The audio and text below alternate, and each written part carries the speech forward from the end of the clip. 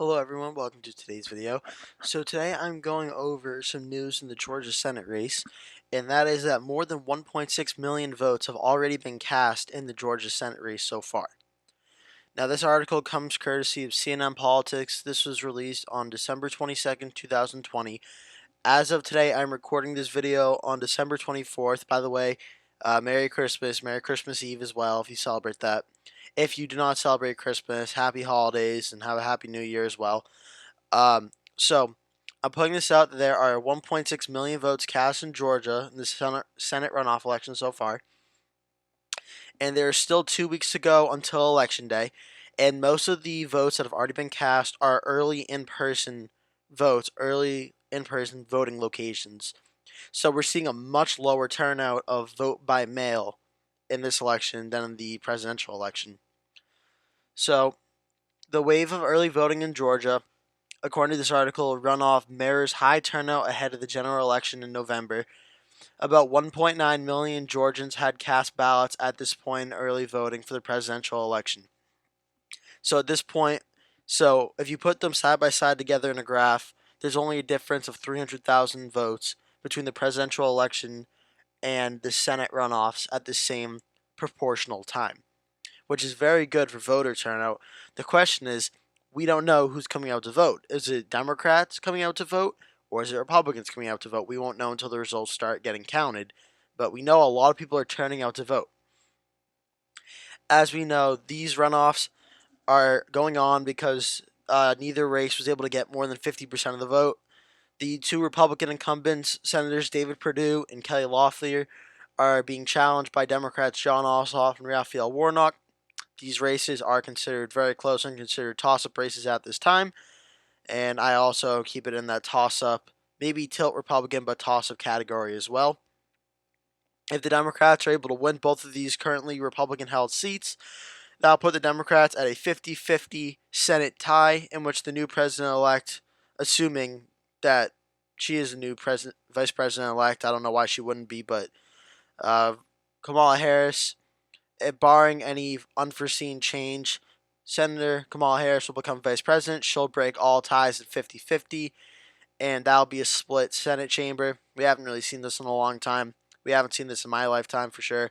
So that'll be interesting if they win. If Republicans are able to hold both of these seats, which I made a video saying why I don't think it'll be a split race. I think whichever way one seat goes, the other seat will go as well. Republicans will end up getting 52. Democrats will have 48, thus resulting in a Democratic net gain of one seat as a result of the 2020 election. So far, we've seen some very prominent people come into Georgia to rally for their prospective party candidates. We've seen on the Republican side President Trump, Mike Pence, President Trump's children, Don Jr., Ivanka, Eric, Laura Trump, who is Eric's wife, I believe. They have come in and done rallies. We've had several Republican candidates and senators come in as well, like Marco Rubio has come in, I'm pretty sure. I think Tom Cotton has come in. I think Josh Hawley at one point came in as well. So there's been a bunch of different Republicans coming in. And for the Democrats, Joe Biden has gone down there. Kamala Harris has gone down there. There's been a bunch of prominent Democrats who've come down there as well. So these two Senate races in Georgia are getting very, very high prominence, very, very high praise. So this is very, very well being watched nationwide. And the early voting period in Georgia, I just want to mention, started on December 14th and runs through December 31st. So that's important to just let you know on. So obviously, we don't have any live results yet. We don't know anything yet, but we know that 1.6 million votes have already been cast through early voting. I added up the votes from the David Perdue versus John Ossoff race, just because I thought this would be the best comparable.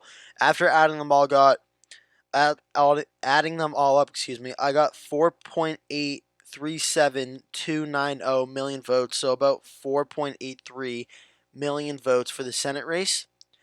And I did the math where I took the 1.6 million votes already casted now and divided it by that total vote number if the election were held today. Obviously, that number is going to increase. I'd expect that if it's already at 0.33%, or at 1.6%, I spoiled that. So yeah, 33% of the vote would be compared to the Senate race right now. So 0.33% is the amount of vote expected if it was cast right now today. I think that based on the current projections we've seen, we should absolutely get more than the 50% threshold. Usually, when there's a runoff election, there's lower turnout, and there will be lower turnout than the presidential election, the Senate elections as well. But I think we'll get well over 50%, especially accounting for the in person vote as well as the closing week for early voting. We'll probably see somewhere in the 50 to 65% voting range, I'd say, at this time. It's a rough estimate, kind of a broad estimate, but between 50 and 65%, I think is going to happen somewhere in there. I don't want to get too pinpoint accurate, but we're already at 33%. We still have a week to go, not to mention there hasn't been any in person voter yet. I expect it's going to be a pretty high turnout election. And when I mean like 50, 65%, I mean compared to the election on November. Like the election on November was probably what, 65% total. I think we're probably going to get like half of that or maybe 60% of that. So when I say 50%, I mean 50% of the election day vote. Just wanted to clear that up.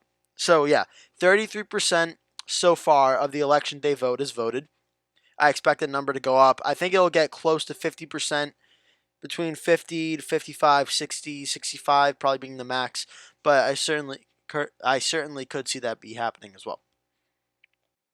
So, bottom line is already 1.6 million votes have been cast, and I expect in the coming weeks that number will increase, and we're going to have to wait and see what happens. Alright, everyone, that's going to do it for today's video. Thank you so much for watching. If you liked this video, give it a like. Leave a comment below telling me what you thought of it and who you think will win the Georgia Senate race. Thank you so much for watching. Please remember to subscribe to my channel. It really helps me out. And I will see you in the next video.